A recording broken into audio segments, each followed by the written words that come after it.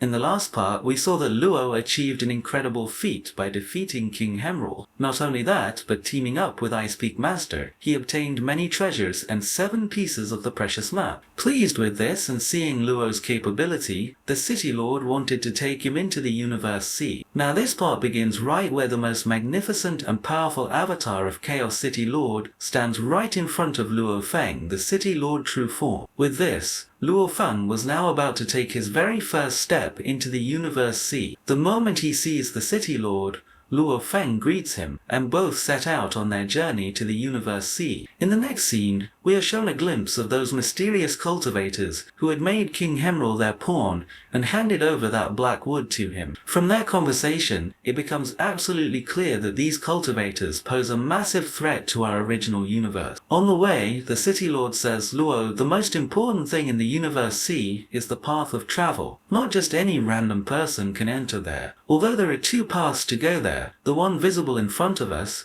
the Toya black hole, is the most correct and safest way to reach there. As both move closer to that black hole, the compression power there becomes so incredibly strong that it could crush even great cosmic lords in a matter of seconds. As soon as Luo Feng and the City Lord reach right in front of the black hole, the City Lord says, Luo, this is that Toya black hole, which is merely a few meters wide, and right beyond it lies the Universe Sea. We will have to pass through the center of this black hole to go there. Just thinking about all these things, Luo Feng was feeling a strange fear deep inside. Just then, the City Lord further explained, the entire Universe Sea is mainly divided into 3 major regions, Kafon Realm, Lonken Mountain, and Cosmic Vessel. Saying this without wasting any time, both enter inside that black hole, where the terrifying pressure was enough to pierce the very soul. Luo Feng began to see his own body stretching across several different dimensions. Due to that chaotic pressure, the shape of Luo Feng's body was constantly changing, and his hands and legs began to twist and shrink badly. Seeing the situation worsen, the City Lord immediately grabbed Luo Feng's hand and completely protected Luo Feng with his tremendous aura. Moving forward from there, when both looked back at their original universe one last time, they took a deep breath and moved ahead on the journey. Looking at the original universe, Luo says in surprise, there are countless species in this vast original universe. And looking at this, I fail to understand how Grand Teacher Yuan challenged it. I cannot even believe this thought. The City Lord says, as you advance further and progress in your cultivation, you will easily understand this. Grand Teacher Yuan's cultivation was even beyond the original universe.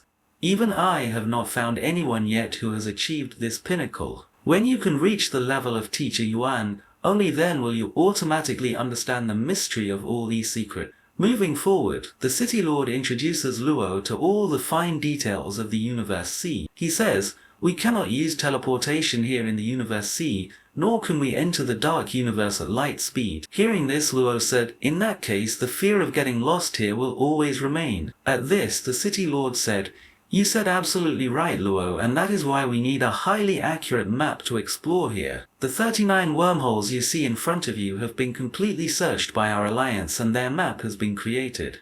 Therefore you can safely explore here. As they move further ahead, they see the mini-universe of a cosmic lord who has been killed, and because of this, his mini-universe is also lying here gathering dust along with him. The City Lord further explains, there are 2 strongest holy lands in the Universe Sea, and all the rest are free cultivators. These 2 holy lands have learned the skill to survive the cosmic destruction cycles that have come so far. Therefore, they have the finest masters among them, and there is no match for the power of their ancestors. Encouraging Luo, he says, I know you have not become a cosmic lord yet, but I have full faith in you that on the strength of your capability, you will be able to safely get yourself out of any difficult situation, and coming here will also make it possible for you to make a breakthrough. Moving forward, both reach in front of the Kafon realm, which is one of the 3 largest regions of the Universe Sea. The peak of the largest mountain here is more than 98.2 million light-years high. This single mountain is larger than any cluster in its original universe. The City Lord says,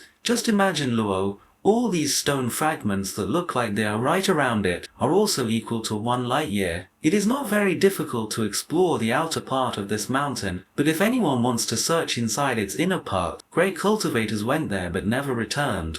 Only the strongest cultivators of the universe can go there. And far from searching its core area, no one has even seen it yet. No one has been able to go there till date. He further says, right now we are about 100 light years away from it, but still, look how massive its size is. Bases of many clans are built in this mountain. A base of our alliance is also present here, and right now Huge Axe has gone to explore the inner area of the Kathon realm so that the human alliance can get some supreme treasure. That is why we have built this base. Upon reaching the base, Luo greets everyone present there and they all start drinking wine together to celebrate Luo's arrival. But in the middle of the gathering, Salsey Lord, who was present at the table, considers Luo a weak cultivator and begins to underestimate him. He interrupts and says, "You shouldn't have come here so early. I have heard that you possess very special treasures. This place is thousands of times more dangerous than the original universe. If something happens to you, all these treasures will be lost from our hands, and do you know how big of a loss the entire alliance will suffer? Are you even listening to me or not?" In reality, while Salsey Lord was saying these things, Luo's mind was somewhere else and he was thinking about something else. But in response, he remains extremely calm and says, "You don't need to worry, I have made all my preparations well." Taking control of the conversation to ease the tension, the City Lord says, "If you ever get trapped in such a difficulty, immediately send a distress signal to the Alliance. Whoever is in the area closest to you will immediately reach there to help you." While all these conversations were going on among them, on the other side, Luo's teacher Zoranko makes solid arrangements for Luo's protection from his end. He talks to Luo with the help of his transmission token. When Luo tells him that he is currently in the Kathon realm, the teacher says, "I want you to never forget to contact me in any kind of trouble." Indeed, anyone would want the guidance and shadow of a teacher like Zoranko by their side. Amidst this conversation, he was thinking in his heart that I have waited for this moment for many centuries. Now the mystery of this secret will only be revealed to us in the upcoming episode. In the next scene, inside the water of the Kathon realm, we see some strange species. Just then, Salsey Lord passes very quickly near them, because of which those species get terribly scared and immediately start sending signals to their clan. Meanwhile, Salsey Lord was thinking in his mind that the City Lord has pampered Luo a bit too much. When he gets into some trouble, then I will lecture him well. He is showing off too much in front of me. But just then, suddenly, Salsey Lord's entire space is blocked. He finds out that right next to him stands Amyong Lord, a highly powerful member of the Divine Eye clan, one of the strongest clans of the First Era. Amyong Lord had also recognized Salsey Lord. As soon as Salsey Lord tries to run away from there, Amyong Lord traps him in his dangerous frozen sea technique. Salsey Lord panics and says, "What will you get by fighting with me? I don't even have any valuable treasure, Amyong Lord." Taunting him at this, Amyong says, "Whether I gain anything or not, I can certainly practice my cultivation by fighting with you." Saving himself from this deadly trouble, Salsey Lord was thinking in his mind, "What luck! Where I was about to taunt Luo for his weakness, and now right here in front of me this arrogant Amyong is standing like death. Perhaps now I am the one who will need help, because my own life is at great stake here." To deal with Amyong, I must call the City Lord or Ponjin Lord at all costs, because this is simply beyond the capacity of others. Over here, as soon as the City Lord sees Salsey Lord's distress signal with him, he falls into deep thought. He says, "I am many light years away from there. Even if I want to, I won't be able to reach there on time." Therefore, he immediately tracks down Ponjin Lord's location. But unfortunately, his location was also very far away from Salsey Lord. When the other cultivators also see this signal, one of them says, "Admittedly, there is no match between me and Amyong Lord, but in this time of trouble I still have to go." On the other side, Luo had also received this distress signal. Seeing this, Babata immediately taunts and says, "Look, Luo, a while ago he was showing so much attitude to you, and now look, he himself has ground into trouble." But before Babata could finish her words, Luo, without wasting a single moment, had left at supersonic speed to save Salsey Lord's life. But by the time Luo could reach there, over here on the battlefield, Amyong Lord was beating poor Salsey Lord brutally and leaving him half dead. A cultivator from the Hong Alliance makes a failed attempt to help Salsey, but he fails to pierce Amyong's frozen sea domain. Now, except for watching Salsey die right before his eyes, he had no other option left. Over here, no matter how many times Salsey Lord strikes Amyong, Amyong heals himself in a moment with his tremendous regeneration power. With every passing moment, Salsey Lord's condition was getting from bad to worse. To save himself, Salsey tries to raise a massive flame tornado and hide inside it. But before Amyong's terrifying strength, his flame tornado collapses in just a snap. Right after this, Amyong lands a tremendous and deadly punch, slamming Salsey to the ground and leaving him half dead. Salsey started thinking in his mind that perhaps the City Lord and Ponjin Lord are not going to arrive here on time, and my end is written right here today. When Salsey had lost all his hopes and left himself to fate just then, Amyong looks at him cruelly and steps forward to end his game forever. Amyong completely freezes Salsey in the ice of the frozen sea with his power, and just exactly 1 second before his final strike, we see a shining golden-colored light moving towards Salsey, as if a new lifeline had arrived for him. Believe me, friends, this scene will force you to jump out of your seat. Luo Feng's grand entry had taken place on the field. The moment he stepped there, he activated his ultimate Golden Kingdom domain, which completely shattered Amyong's strong frozen sea into pieces. Without wasting any time, Luo tells Salsey to come out of that ice, and in this way, Salsey's life is saved by a hair's breadth. Seeing Luo become his shield in this time of trouble, Salsey begins to feel extremely ashamed of his past behavior. On the other side, seeing this condition of his powerful domain, Amyong could not believe his eyes that someone so strong could be born in the original universe. He becomes curious to know who this mysterious cultivator finally is, and with this intention he begins to move toward Luo. As he moves closer, he senses that this is actually an unmatched combination of two great powers. One is the domain of the Flame Sand Cup, which clearly meant that King Hemrul has been killed, and the other is the incredible strength of the Space Law hidden in this golden light. As soon as Amyong comes right in front of Luo and stops in the air, he asks in a harsh tone, "Who are you? I have never seen you here before today." At this, Luo Feng says with full swag and attitude, "Now your desire to practice must have been fulfilled, so now we are leaving from here." Saying this much, Luo takes Salsey with great pride and flees from there at lightning speed, and the arrogant Amyong is just left rubbing his hands in anger. Salsey Lord, Luo Feng, and that other cultivator of the Hong Alliance reach a safe place and talk. Salsey Lord thanks Luo with great respect and says, "Luo, please forgive my foolishness. From today, consider me your brother. This brother of yours is ready to go through any fire or water for you." In response, Luo says with great simplicity, "Salsey Lord, there is no need for this. If there were any other cultivator of our alliance in your place, I would have done the same. We all are part of the same alliance, so we will always keep helping each other.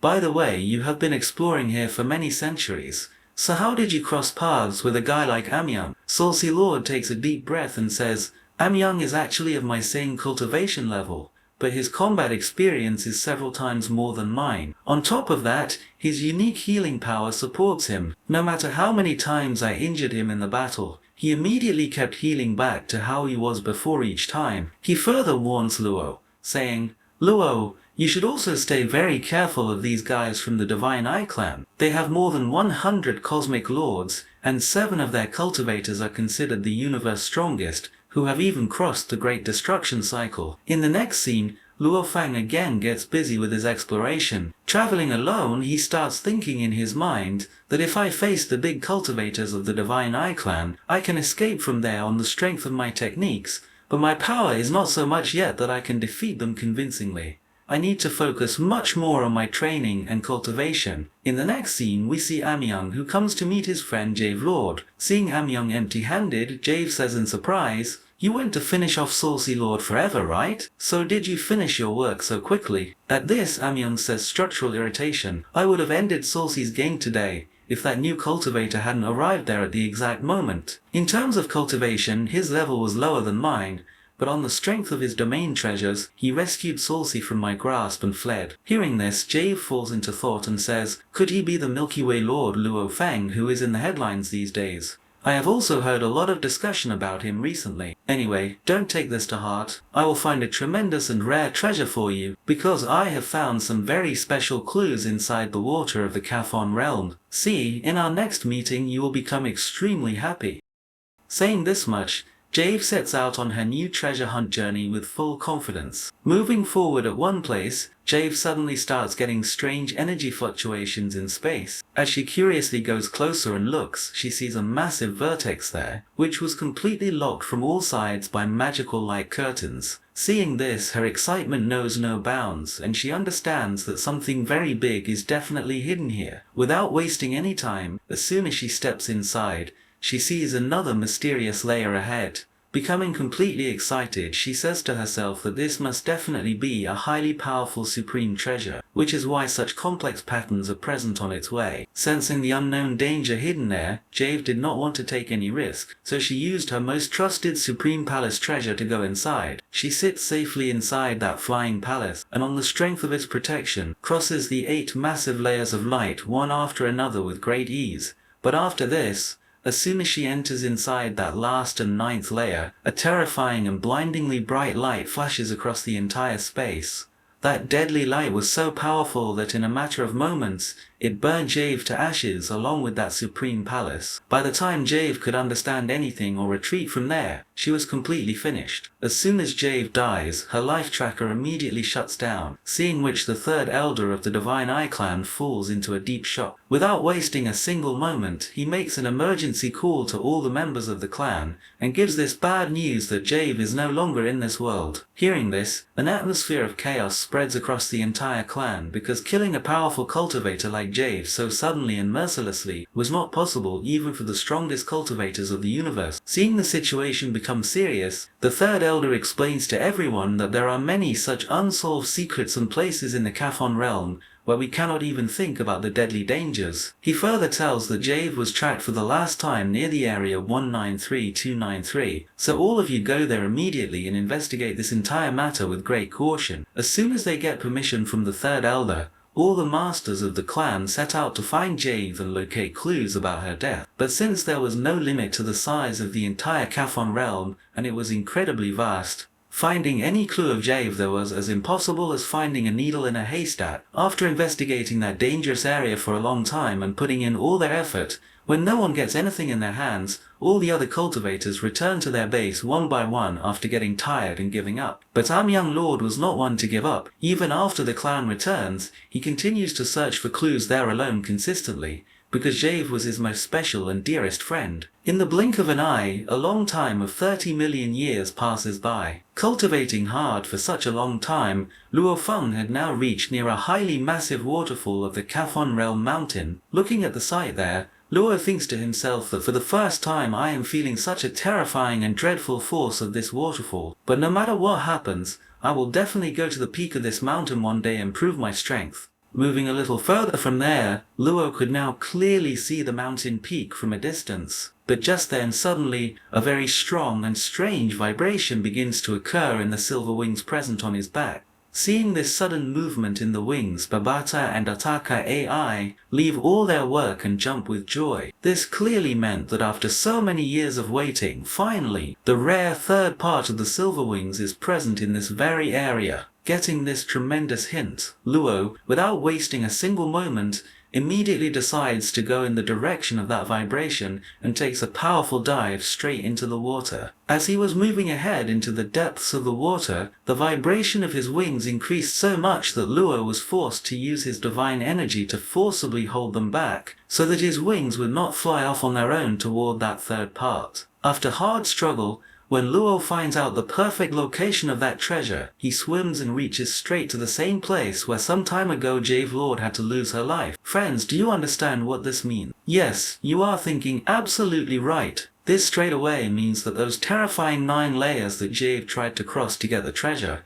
was none other than the most special 3rd part of Luo's silver wings. Moving forward in the story, Luo very carefully reaches the exact same place under the water where that massive vertex was present, which was completely covered by magical light curtain. As soon as he crosses this, another mysterious layer of light comes right in front of Luo. Now, before stepping inside this, the clever Babata senses the danger, and stopping Luo, says, "Luo, we should first send our Musha clone inside, because there could be a very big and deadly danger ahead." Luo also finds this advice of Babata absolutely right, and he immediately sends his Musha clone ahead into that layer of light. As the motion clone was moving forward inside one after another, several layers of light kept opening along the way. But as we all know, the real death and the most terrifying danger was lying in wait behind that last and ninth layer. The moment the motion clone takes its first step inside that ninth layer, the destructive light energy present there tears its body to shreds in the blink of an eye and scatters it into several pieces. Standing outside, when Luo sees this dreadful death of the clone with his own eyes, he gets completely terrified deep within. Seeing her cultivators so scared, Babata asks with concern, "Are you alright, Luo? What exactly happened inside?" Luo takes a deep breath and says with absolute shock, "What kind of monster is this that blew away my Mosha clone's strong cosmic level body into thin air before the blink of an eye?" Luo was not in the mood to give up so easily, so refusing to accept defeat, he sends his Mosha clone inside for the second time, but this time he tells it to use its special talent technique.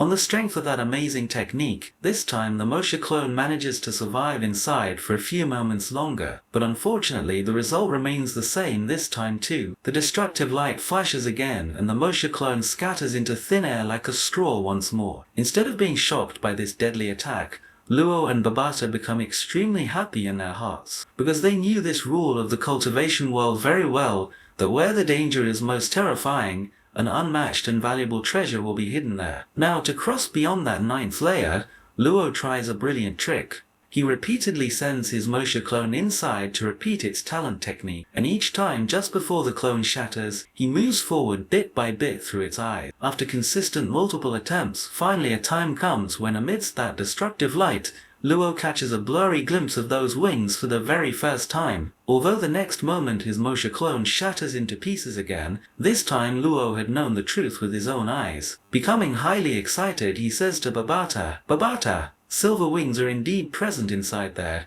and their size is incredibly massive. Now I have started to feel that in reality those are the real wings, and the pair we have is just a small piece of them." Hearing this, Babata widens her eyes and says in a joking tone, "Oh, that means those wings are the father of our wings." At this, Luo smiles and says, "Yes, Babata, and that is no ordinary thing but an extremely powerful supreme treasure."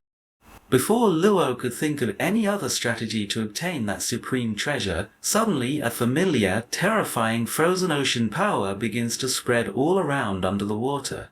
Sensing this icy energy, Luo's mind alerts him, and he immediately understands that Amyoung Lord must be wandering somewhere around here. Now if Amyong found out about this vertex, he could reach straight to the silver wings. Therefore, to hide that supreme treasure from the clan's eyes, Luo moves forward on his own accord and goes to stand right in front of Amyong. Seeing Luo suddenly in front of him, a wicked smile appears on Amyong's face. Filled with extreme pride, he says, "Wow, today the prey has walked to the hunter on its own. What a surprise, Luo Feng. Last time you used your cleverness to take Salsey and escape from my clutches, but remember, I will absolutely not let that happen today." At this, Luo also replies back with full swag, "Who overpowers whom, Amyong, only the coming time will tell." As soon as he finishes speaking, Luo activates his dangerous flame sand cup domain without wasting a single moment, but Amyong was a highly experienced cosmic lord, so this domain does not make any significant difference on him.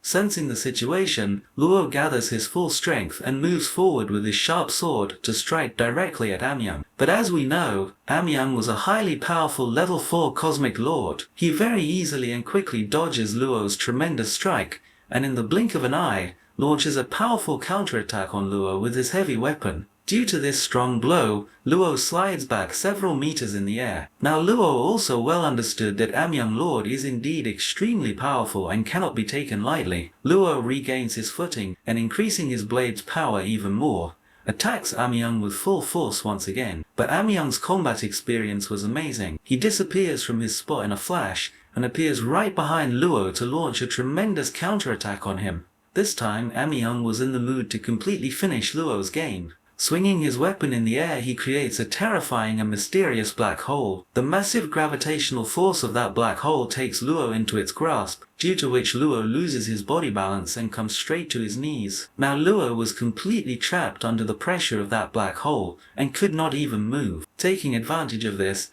Amyong laughs cruelly and raises his weapon high up in the air to deliver his final and deadly strike upon Luo. Right then, Luo's blood cloud clone, which was actually a highly secret and terrifying avatar of his teacher Zoranko, makes an entry into the battlefield at the exact moment. Arriving there, he lands such a strong and tremendous blow on Amyong that even Amyong's unique regeneration power is completely neutralized, and he was unable to heal himself even in a single moment.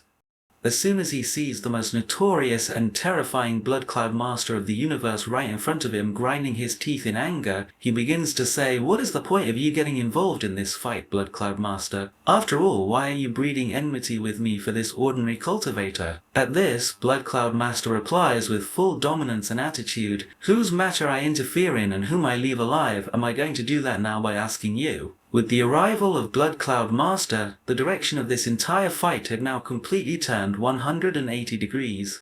Where Luo was on his knees a few moments ago, now the tables had completely turned in their favor. Without wasting any time, Luo signals to Blood Cloud, explaining that today is a good opportunity. We will erase the very existence of this arrogant Amyong from this world forever. Now, just as these two great warriors are about to unleash the havoc of their destructive power together upon Amyoung Lord, suddenly this part of our amazing story ends right here. Now, what will be the fate of Amyong in the upcoming episodes? Will Luo Feng be able to obtain those magical silver wings from amidst this strict vigilance and deadly attacks of the Divine Eye Clan? Novel spoiler, friends. If we talk according to the original novel, then behind those terrifying 9 layers where the destructive light is shining is actually no ordinary trap but the soul of the Silver Wings itself. This straight away means that if Luo successfully controls it, he will not only get the third part of the wings, but along with it, another highly powerful secret treasure is also going to fall into his hands, which will make him the most dangerous cultivator in the universe. To know all this and for the exact explanation of the next episodes in the same blockbuster way, definitely like the video and subscribe to the channel. Until then, take care.